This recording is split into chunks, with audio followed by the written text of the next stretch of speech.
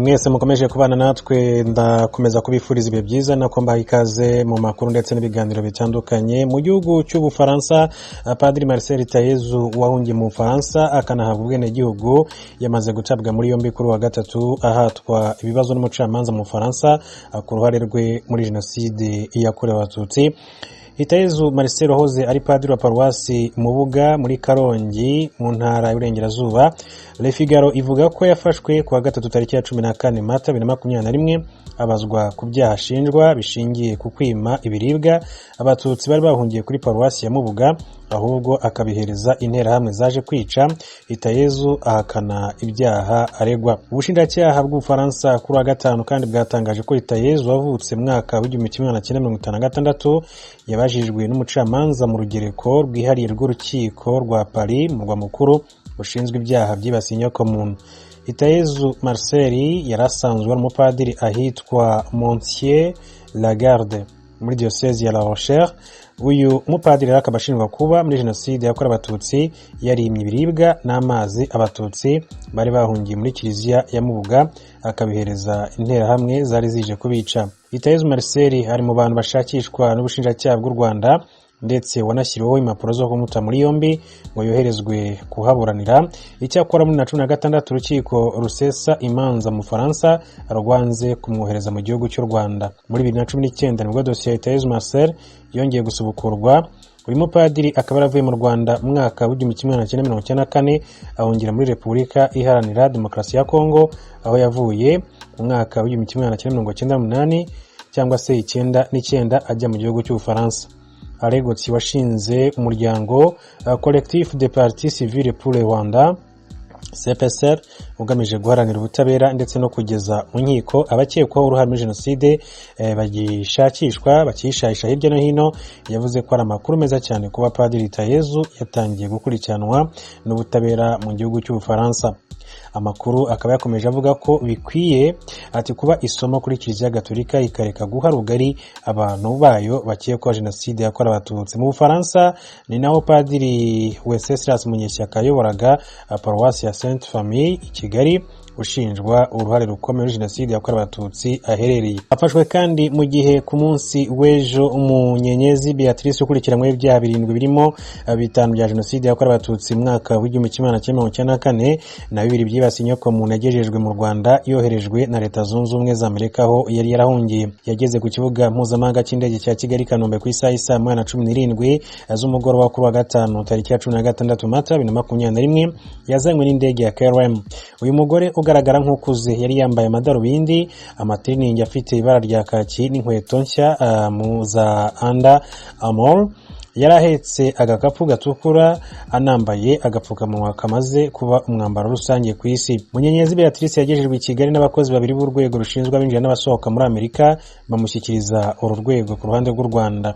Nyuma yo gushyikirizwa urwego rushinzwe abinjira n'abasohoka mu Rwanda, urwego rw'igihugu rw'ubugenzacyaha RIB rwahise rumuta muri yombi ngakurikiranweho ibyaha bya jenoside ashinjwa. Umuvugizi w'umusigire wa RIB Dr Murangira Bitieri yabwiye itangazamakuru ko Munyenyezi Beatrice akurikiranyweho ibyaha 7 birimo 5 bya jenoside byibasiye inyokomuntu. Yagize ati Munyenyezi Beatrice akurikiranyweho ibyaha byo kwica n'icyaha cya jenoside, gucura umugambi wo gukora jenoside, gutegura jenoside, gushishikariza abantu ku buryo buziguye cyangwa se butaziguye gukora jenoside, ubufatanyacyaha muri jenoside, kurimbura nk'icyaha kibasiye inyokomuntu, ubufatanyacyaha mu gusambanya ku gahato nk'icyaha kibasiye inyokomuntu. Munyenyezi Beatrice yoherejwe mu Rwanda nyuma yo gusoza igifungo cy'imyaka 10.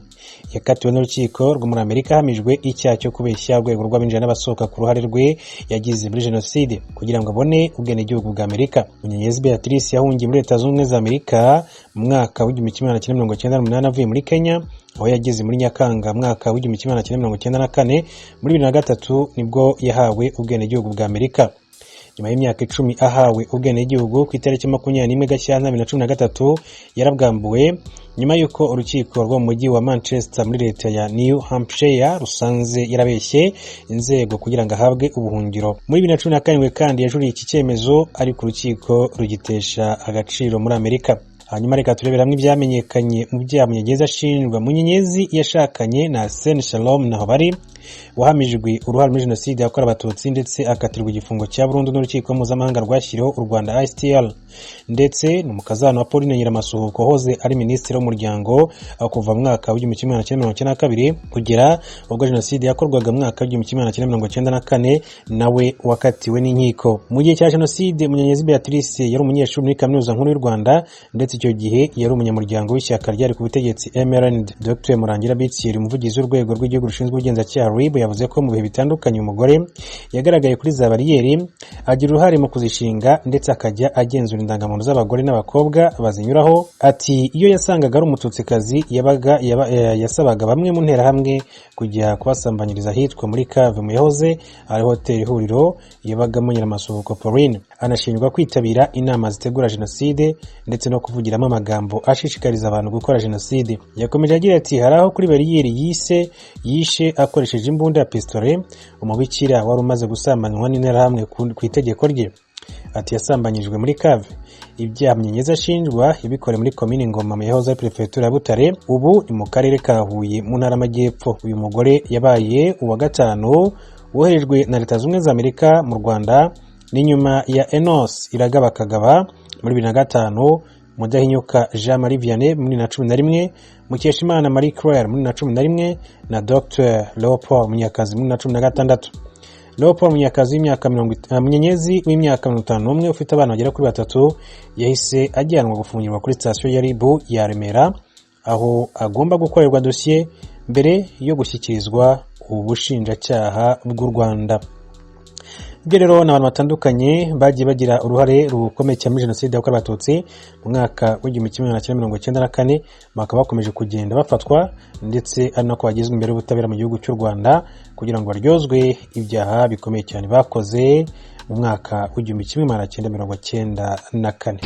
Amakuru avugwa mu karere k'ibiyaga bigari.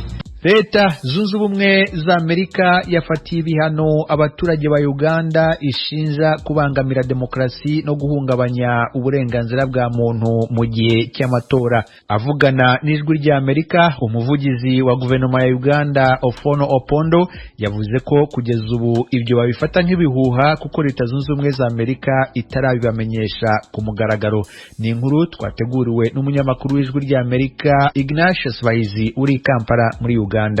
Ibi bikubiye mu itangazo Minisitiri w'Ububanyi n'Amahanga Anthony Blinken yasohoye avuga ko ibyo bihano birimo kwima abo ishinja itavuze amazina impapuro zibemerera kwinjira muri Amerika zizwi nka visa. Yavuze ko icyo cyemezo kireba abantu bagize uruhare mu kubangamira demokrasi harimo n'amatora y'umukuru w'igihugu yabaye tariki ya 14 y'ukwezi kwa mbere no mu bindi bikorwa byo kwiyamamaza byabanjirije ayo matora. Minisitiri Blinken avuga ko ibyo bikorwa bigaragaza ko igihugu gikomeje gusubira inyuma muri demokrasi n'iyubahiriza ry'uburenganzira bwa muntu binyuranyije n'amahame y'itegeko nshinga ry'iki gihugu. Muri iryo tangazo kandi Minisitiri Blinken yerekana ko abakandida n'abayoboke b'amashaka atavuga rumwe n'ubutegetsi muri Uganda bakomeje guhohoterwa, gufatwa no gufungwa binyuranyije n'amategeko. Amerika kandi ishinja inzego z'umutekano muri Uganda kugira uruhare mu kwica no gukomeretsa inzirakarengane, kwibasira abayoboke b'amashaka atavuga rumwe n'ubutegetsi no gukorera urugomo abanyamakuru mbere na nyuma y'amatora, birimo no kwima impusha abanyamakuru bakorera ibitangazamakuru byo hanze gukurikirana amatora. Ibyo n'ibindi n'iby'uyu mukuru wa diplomasi ya Leta Zunze Ubumwe za Amerika aheraho yemeza ko amatora muri Uganda atabaye mu mucyo no mu bwisanzure. Icyakora asaba impande zose kwirinda ubushotoranyi n'urugomo, guharanira guteza imbere ubwisanzure mu gutanga ibitekerezo, guterana no kuja aho umuntu ashaka. Minisitiri Blinken yizeza Uganda ko Amerika yiteguye gukorana nayo mu nzira zo gusubiza ibintu mu buryo, ariko agasaba ko bagize uruhare mu bikorwa by'urugomo n'ibindi bakurikiranwa.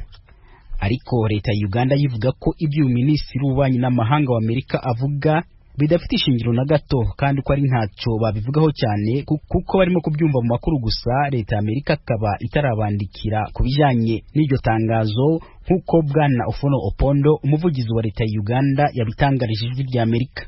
But be that as it may, without giving the names, how can the government of Uganda know who of its officials are being accused?